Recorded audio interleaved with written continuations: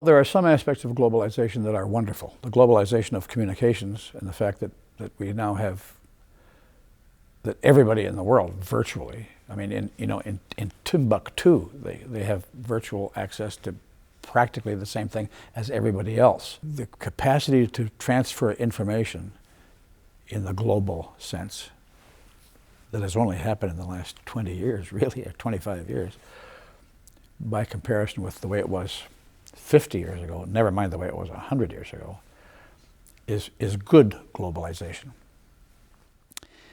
Because ignorance is awful. The enemy of the world is ignorance. The enemy of humanity is ignorance.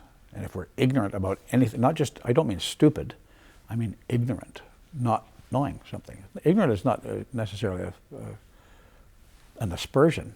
There are things about which I am ignorant. I don't know about them, and that's bad.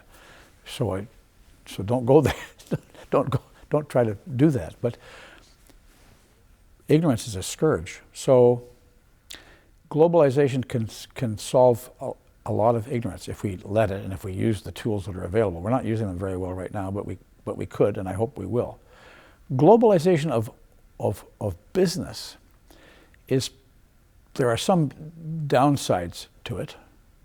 The reduction of competition is never a good idea.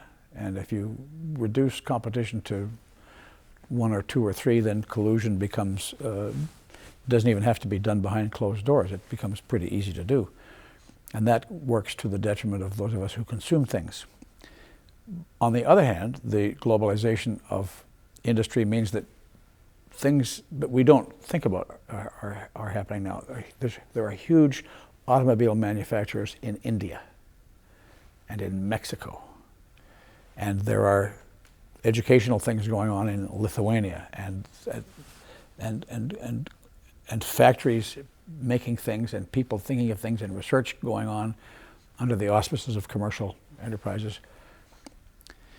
That could only happen with globalization. So some of those are downsides when it comes to competitions. The good side is that there will probably, we're talking about a long time from now, but a long time from now there'll be a leveling of the earning capacity of labor throughout the world. And there will, because people aspire to things, so those two things affect each other.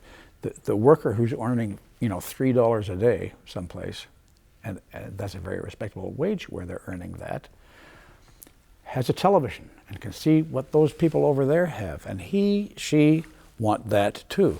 So they want to get $4 an hour, and pretty soon that'll level itself out, and I hope, and things will be better for everybody. It'll be less perfect now for these guys, and better for these guys, and that'll be a better world. So there are some good things about globalization and some bad things.